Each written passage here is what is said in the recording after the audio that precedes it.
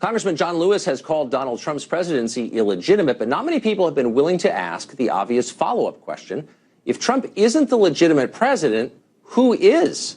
One person who has made that argument is Huffington Post writer Alex Mohajer. He wrote a piece on Sunday calling Hillary Clinton, quote, the rightful president-elect of the United States, and said a federal judge ought to intervene to keep Trump from taking office and hand the presidency to someone else.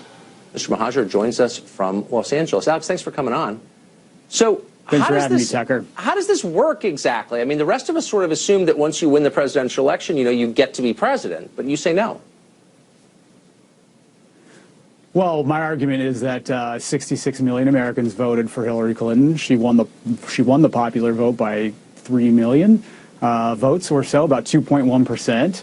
And there are legitimate questions as to the way that Donald Trump won the election, particularly with regard to the Russian interventionism, and then, of course, FBI Director James Comey's letter to Congress the week before the election that was meant to bring about questions as to criminal wrongdoing by the Democratic nominee a week before the election, which we have evidence that shows that it had an impact on the outcome of the election, that late-breaking voters decided en masse, late-deciding voters, rather, decided that they were going to vote for Donald Trump in a way that skewed the election for him. So yeah, I mean, being under FBI investigation does not help.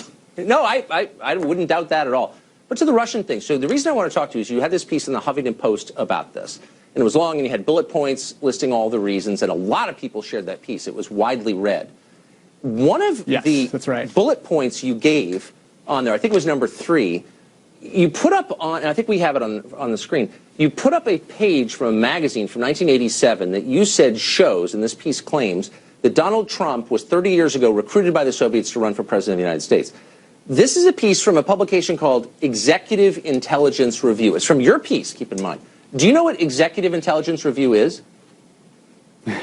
It's a news publication. It's the EIR. They have lots of archives of stories going back through the 80s. And that article is detailing... Go on. But do you know who publishes it? There's a bit of a delay, I'm sorry. I'm sorry, do you know who publishes Executive Intelligence Review? It's the Lyndon LaRouche cult, the anti-Semitic cult? Lyndon LaRouche, that's right. Yeah, Lyndon LaRouche. I'm aware. So, oh, you're aware of that? Okay. So you put up as your evidence a piece of propaganda from the Lyndon LaRouche newsletter, okay?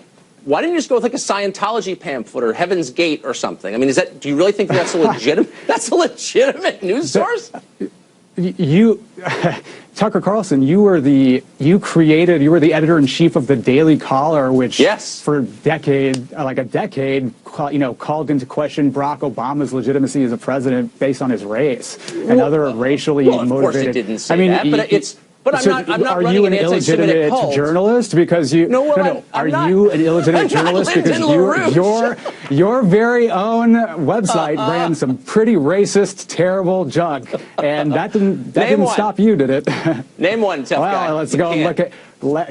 Go Google it. There's a lot. So, Alex, look, are you? So you're standing by this? The fact is that since 1987, Donald Tucker, since 1987, as legitimate. I am saying that since 1987, Donald Trump has been taking all expense-paid trips to Russia on the expense of the Russian government, and then claims to the United States government, to the United States populace, that he has no relationship with Russia, that he knows nothing about Russia. No, that's not what you were claiming. I just read your piece, Alex. What you were claiming. That's not what you were claiming. That is what I'm saying in the piece. I can read it. I'm saying that he has lied. He has lied to the American people and been very dishonest about his relationship with Russia. You were saying that the Soviets chose him for president. Okay. So you're going to stand by that? That's not what I said. That's not what I... You're going to have to go reread the article. I just read it about 10 minutes ago. Okay, well, so give it a reread. Okay.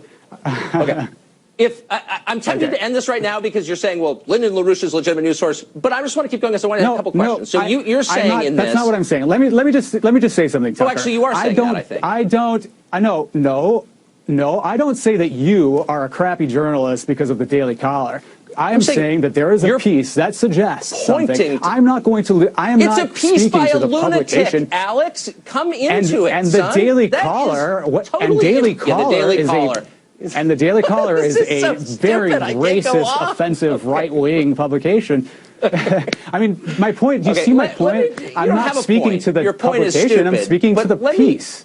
You're pointing to the I think publication to make a to be point honest. that the piece contains. Let me ask you one last question, and this is a philosophical one. No, you're trying to conflate the conflating with the publication. I'm pointing to your and then have me be responsible for it. Let me just ask you, if I could, for a second, a philosophical question, which is this: you say that we need to remove Donald Trump from the presidency for the sake of democracy. So you had over 60 million people vote for him, and you're saying that's not what I said. One judge or a panel of judges removing him would be more democratic than the election results.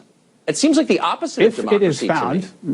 If it is found that there was wrongdoing, such as collusion with the Russian government to hack our elections, or with the FBI director to purposefully release a letter that he knew was bogus. So you think there was collusion between Trump and the FBI director? We'll see. The Department of Justice is investigating this. The Department of Justice is now... who would throw something out there with no evidence is distressing, and shame on the Huffington Post for you know what is distressing? You know what's distressing is that people... Yeah, it's that people on the name of partisanship won't listen to each other's arguments. It's that you'll call me a crackpot instead of listen. No, the difference is... I was trying to listen, and you're alleging things that you can't know. No. Because of this constant partisan squabbling, and I'm frustrated because instead of this constant partisan squabbling, and I write this in my piece, we've been so trained to make this Democrat versus Republican, but it's you ran it. You're a Democratic political operative. Sorry about that. Up next, Senator Lindsey Graham, one of the Senate's